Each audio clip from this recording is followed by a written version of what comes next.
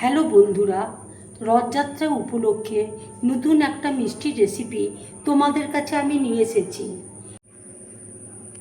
এটা আমার নাতনি, এর অনুপ্রেরণায় আমি কাজগুলো করছি।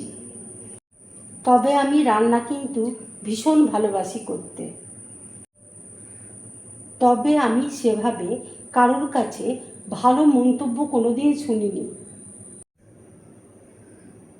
আজ আমি রান্না করছি, কেউ বলছে কাকিমা খুব ভালো হয়েছে, কেউ বলছে জেঠিমা খুব ভালো হয়েছে। এই কথাগুলোই আমার কাছে বিরাট প্রাপ্তি। এবার আমি তোমাদেরকে রান্নাটা করে দেখাবো। আজ রথযাত্রা উপলক্ষে মিষ্টি করে তোমাদেরকে দেখাচ্ছি। জয় জগন্নাথ।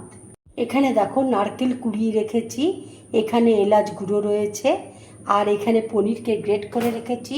এখানে দেখো এক বাটি চিনি রয়েছে। এই দিয়ে আজকে আমি মিষ্টিটা তৈরি করে তোমাদেরকে দেখাবো। কড়াইয়ে দেখো নারকেল কোড়া দিয়ে দিচ্ছি, গ্রেট করা পনিরটা দেখো দিয়ে দিচ্ছি,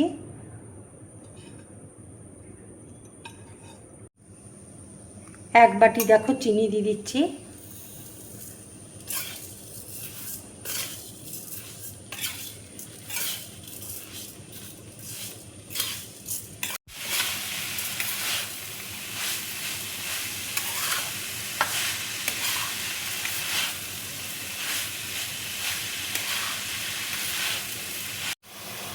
ছোট 2 চামচ দেখো ঘি দিয়ে দিচ্ছি,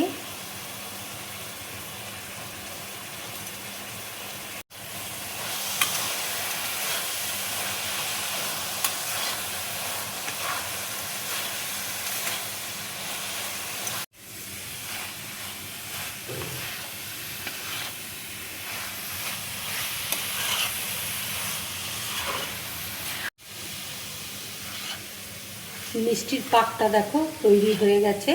এবার আমি গ্যাসটা অফ করে দিচ্ছি। এলাচ গুঁড়ো দেখো দিয়ে দিচ্ছি,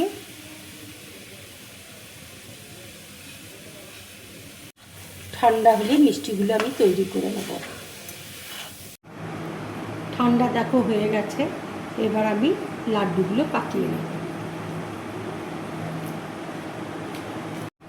ঠিক দেখো এরকম সাইজের আমি লাড্ডুগুলো তৈরি করে নিচ্ছি।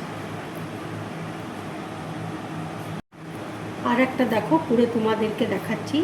এইভাবে আমি সব লাড্ডুগুলো তৈরি করে নেব।